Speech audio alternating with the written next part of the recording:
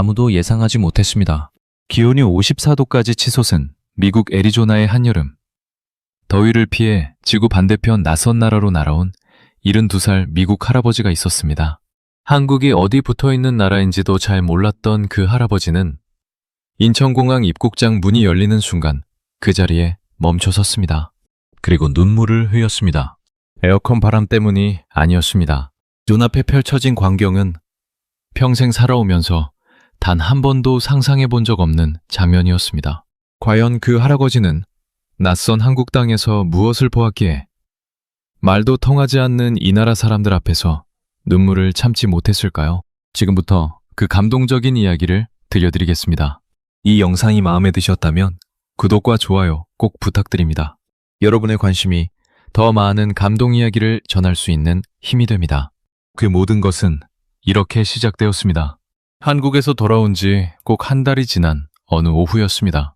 저는 애리조나 피닉스, 그러니까 미국 남서부 사막 한가운데 자리한 저희 집 거실 소파에 앉아 있었습니다. 창밖으로는 여전히 뜨거운 햇살이 쏟아지고 있었고 마당 한켠에는 선인장 한 그루가 홀로 서서 그 더위를 버티고 있었습니다. 피닉스는 늘 이렇습니다. 여름이면 기온이 50도를 훌쩍 넘고 아스팔트 위로 아지랑이가 피어오르는 도시. 하늘은 구름 한 점 없이 새파랗고 그 파란 하늘 아래로 세상 모든 것이 타들어가는 것 같은 느낌. 그래도 이곳이 저와 아내 수잔이 30년 넘게 뿌리를 내리고 살아온 정든 집입니다.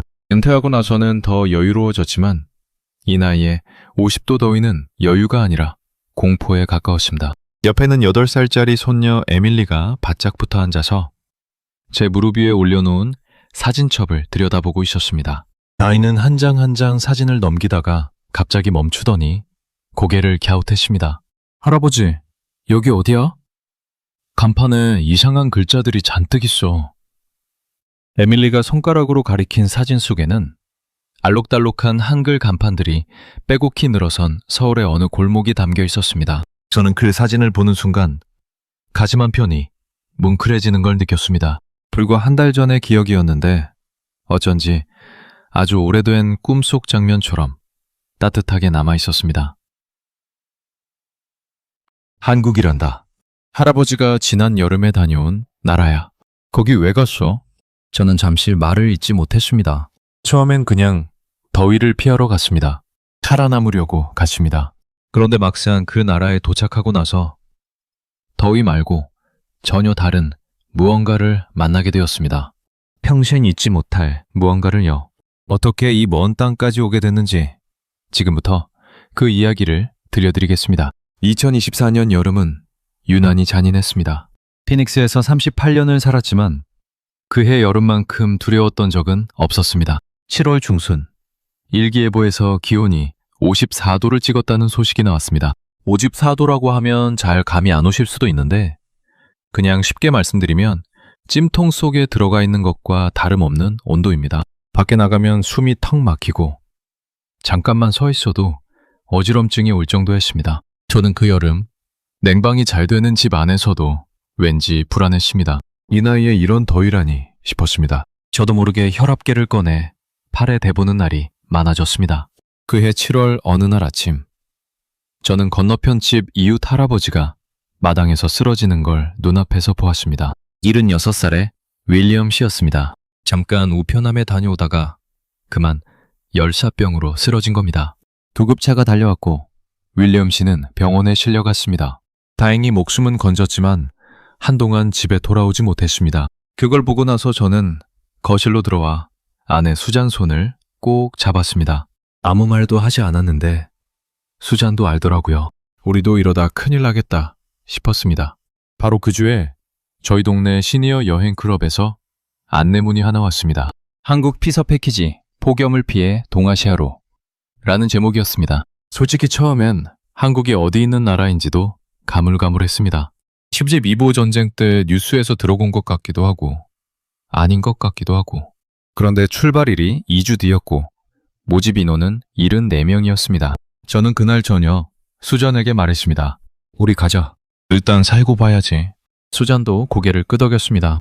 그렇게 저희 부부는 생전 처음으로 한국행 비행기표를 끊었습니다. 출발 전날 밤, 저는 좀처럼 잠이 오지 않았습니다. 침대에 누워서 천장을 바라보는데 별의별 걱정이 다 떠올랐습니다. 딸아이들이 뭐라고 했는지 아세요? 아빠, 거기 아직도 위험한 거 아니야? 북한이랑 붙어있는 나라잖아. 그 말이 자꾸 머릿속에 맴돌았습니다. 솔직히 저도 한국에 대해 아는 게 별로 없었으니까요. 그냥 전쟁이 있었던 나라, 그리고 요즘 드라마가 유명하다는 나라, 그 정도였습니다.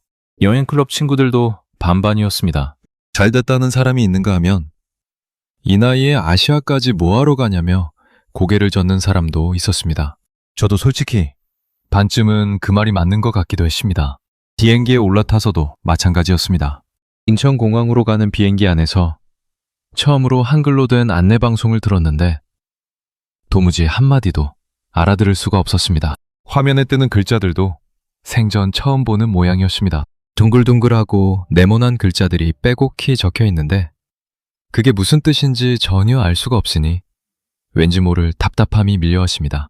옆자리 수잔도 저를 보며 우리 잘할 수 있을까? 하고 물었습니다. 저는 괜찮다고 했지만 사실 속으로는 자신이 없었습니다. 영어도 잘 안 통한다고 들었고 음식도 맵다고 들었고 뭐 하나 익숙한 게 없을 것 같았습니다. 14시간의 비행이 끝나갈 무렵 기장이 곧 인천공항에 도착한다고 알렸습니다. 창밖으로 한반도의 풍경이 서서히 보이기 시작했습니다. 초록빛 산줄기가 겹겹이 이어지는 모습이었는데 의외로 아름다웠습니다. 생각보다 푸르네. 그 순간만큼은 걱정이 조금 가셨습니다.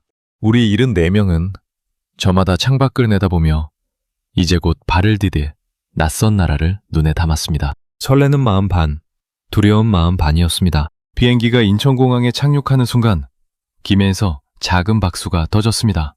14시간, 우리 74명이 버텨낸 시간이었습니다.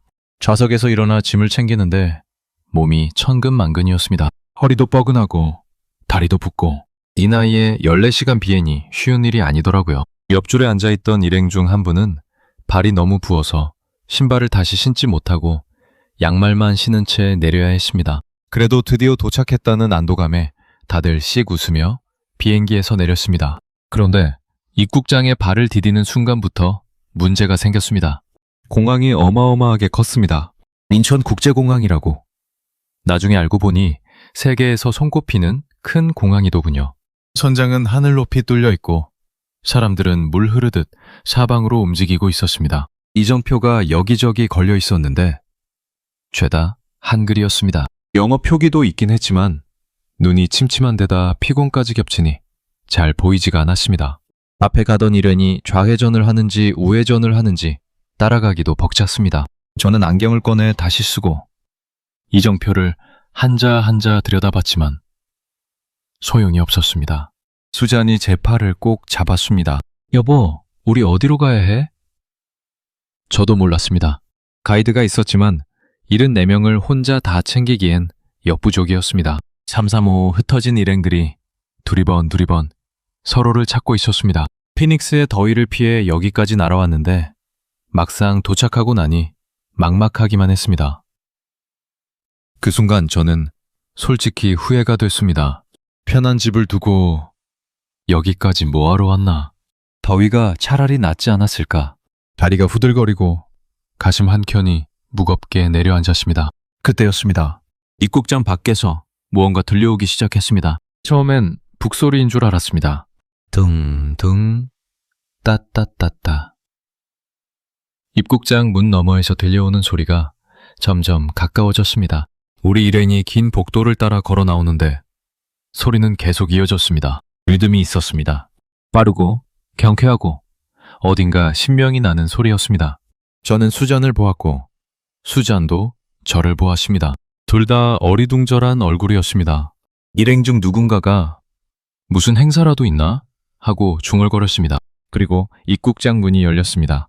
눈앞에 펼쳐진 광경에 저는 그 자리에서 발이 굳어버렸습니다. 수십 명의 사람들이 우리를 향해 서 있었습니다. 앞줄에는 알록달록한 전통 복장을 입은 분들이 북과 웽과리를 치며 흥겨운 가락을 연주하고 있었습니다. 나중에 알고 보니 사물놀이라고 한국의 전통 타악 공연이더군요. 그 뒤로는 젊은 대학생들과 동네 아주머니들이 손에 현수막을 들고 환하게 웃고 있었습니다. 어서 오세요. 환영합니다. Welcome to Korea. 저는 눈을 비볐었습니다. 꿈인가 싶었습니다. 나중에 들은 이야기인데 우리가 폭염을 피해 한국으로 온다는 소식이 한국 인터넷에 퍼졌고 인천 지역 자원봉사단체와 대학생들이 스스로 모여 이 환영 행사를 준비했다고 했습니다. 아무도 시키지 않았는데 그냥 멀리서 어르신들이 오신다니 뭔가 해드리고 싶었다는 마음 하나로 모인 거라고요. 그 말을 듣는 순간 가슴이 먹먹해졌습니다. 한 젊은 여학생이 쟁반을 들고 조심조심 다가왔습니다. 수정과예요. 계피와 생강으로 만든 한국 전통 음료인데 몸에 좋아요. 드셔보세요. 저는 한 모금 마셨습니다. 달고 향긋하고 온몸으로 번지는 온기가 있었습니다. 그때 또 다른 학생이 손편지 한 장을 내밀었습니다. 먼 길 오시느라 수고하셨습니다. 한국에서 편히 쉬다 가세요. 삐뚤빼뚤한 영어 글씨가 오히려 더 마음에 와 닿았습니다. 저는 그 편지를 손에 쥔 채 눈물을 참을 수가 없었습니다. 그날 이후로 한국이 달라 보였습니다. 서울에서 보낸 2주는 제 생애에서 가장 뜻밖의 시간이었습니다. 처음에는 그냥 더위를 피해 쉬다 가면 된다고 생각했습니다. 그런데 막상 살아보니 이 나라 사람들이 우리에게 뭔가를 계속 건네왔습니다. 말이 아니라 행동으로요. 어느 날 지하철을 탔을 때였습니다. 서울 지하철이라고. 우리 피닉스엔 없는 교통수단인데 어마어마하게 길고 깨끗한 전철입니다. 자리가 없어서 손잡이를 잡고 서 있었더니 옆에 앉아있던 20살쯤 돼 보이는 청년이 벌떡 일어나더군요. 아무 말도 없이 그냥 자리를 비켜주는 겁니다. 저는 괜찮다고 손을 저었지만 청년은 이미 다른 칸 쪽으로 걸어가 버렸습니다. 그 뒷모습을 보며 저도 모르게 가슴 한편이 뭉클해졌습니다. 미국에서도 이런 일이 없진 않지만 이렇게 자연스럽고 당연하게 하는 모습은 처음이었습니다. 광장시장이라고. 서울 한복판에 자리한 오래된 재래시장에도 갔습니다. 우리나라 마트와는 완전히 다른 곳이었습니다. 좁은 골목마다 온갖 음식 냄새가 진동하고 할머니들이 직접 부쳐주는 전과 빈대떡이 줄지어 있었습니다. 저는 용기를 내서 한 할머니 가게에 앉았습니다. 말이 통하지 않으니 그냥 손가락으로 이것저것 가리켰는데 할머니는 환하게 웃으시면서 시키지도 않은 것들을 자꾸 접시에 올려주시는 겁니다. 덤이라고 하더군요. 공짜로 더 주는 거래요. 그 정이 어찌나 따뜻하던지 저는 먹으면서 괜히 눈시울이 붉어졌습니다. 숙소 근처 작은 식당 아주머니도 잊을 수가 없습니다. 말이 통하지 않는데도 우리가 오면 꼭 반찬을 하나씩 더 챙겨주셨습니다. 마지막 날에는 손으로 하트를 만들어 보여주셨는데 저는 그 순간 웃음이 터졌습니다. 2주가 끝나갈 무렵 저는 수잔에게 말했습니다. 여보, 여기가 집처럼 느껴져. 수잔도 고개를 끄덕였습니다. 말 한마디 통하지 않는 나라에서 어떻게 이런 기분이 드는지 저도 신기했습니다. 귀국 전날 밤, 저는 호텔방에 혼자 앉아 편지를 썼습니다. 수잔은 먼저 잠이 들었고 저는 작은 스탠드 불빛 아래서 종이와 펜을 꺼냈습니다. 공항에서 우리를 맞아준 그 대학생들에게 한마디라도 전하고 싶었습니다. 영어로 썼습니다. 제 나름대로는 정성껏 썼는데 다 쓰고 나서 읽어보니 그냥 평범한 감사 인사였습니다. 그래도 그것밖에 할 수 없었습니다. 여러분이 건네준 수정과 한 장과 손편지가 지치고 낯선 땅에 내린 노인의 마음을 얼마나 따뜻하게 녹여줬는지 모릅니다. 한국에 오기 전엔 이 나라를 몰랐지만 이제는 평생 기억할 것 같습니다. 고맙습니다.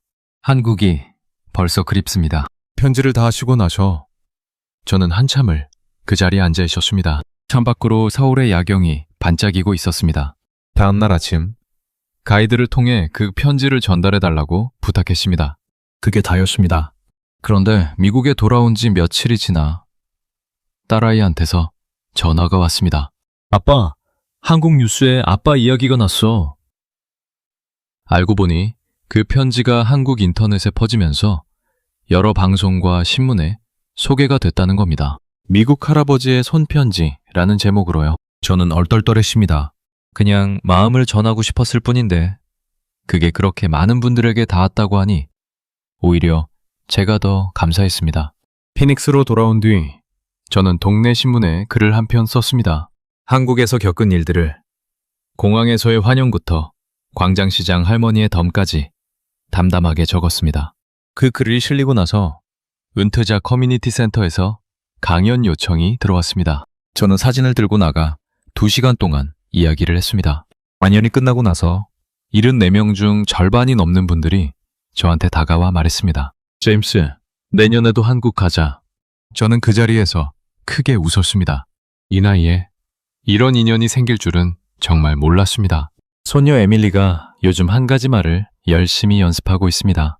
감사합니다. 제가 가르쳐줬습니다. 한국말로 고맙다는 뜻이라고요. 처음엔 감사합니다 라고 한 글자 한 글자 또박또박 따라하더니 이제는 제법 자연스럽게 말합니다. 그 발음을 들을 때마다 저는 인천공항 입국장이 떠오릅니다. 차물놀이 소리가 들려오던 그 복도, 우리를 향해 활짝 웃던 그 젊은 얼굴들, 그리고 차갑고 달콤했던 수정과 한 잔이요. 에밀리가 그 나라 또 가고 싶어? 하고 물으면 저는 주저없이 대답합니다. 그럼 꼭 다시 가야지. 저는 요즘도 가끔 그 손편지를 꺼내 읽습니다. 먼 길 오시느라 수고하셨습니다. 한국에서 편히 쉬다 가세요. 삐뚤빼뚤한 영어 글씨. 그 편지가 저한테는 훈장보다 소중합니다. 38년 교직 생활을 하면서 받은 어떤 감사장보다 더 오래, 더 깊이 가슴에 남아 있습니다. 언제 꺼내봐도 그날의 온기가 그대로 살아있는 것 같습니다. 저는 그 편지를 에밀리한테도 보여줬습니다. 아이가 한참을 들여다보더니 말했습니다. 할아버지, 이 사람들 진짜 착하다. 한국에 다녀온 뒤로 제가 달라진 게 하나 있습니다. 낯선 사람한테 먼저 웃는 일이 많아졌습니다. 마트에서도, 산책길에서도, 병원 대기실에서도요. 그 작은 웃음 하나가 누군가에게는 수정과 한 잔이 될 수 있다는 걸 이제는 압니다. 말이 통하지 않아도, 국적이 달라도 사람의 온기는 결국 같더라고요. 지금 이 이야기를 들으시는 한국의 어르신 여러분께 꼭 드리고 싶은 말이 있습니다. 여러분이 평생 살아오면서 갖고 온 그 따뜻함이 지구 반대편까지 닿았습니다. 전쟁의 폐허를 딛고 일어나 이 나라를 오늘처럼 만들어 오신 분들 덕분에 한국의 젊은이들이 낯선 외국 노인들에게도 그런 마음을 나눌 수 있었던 거라고 저는 믿습니다. 그 마음이 저를 바꿨습니다. 감사합니다. 진심으로요.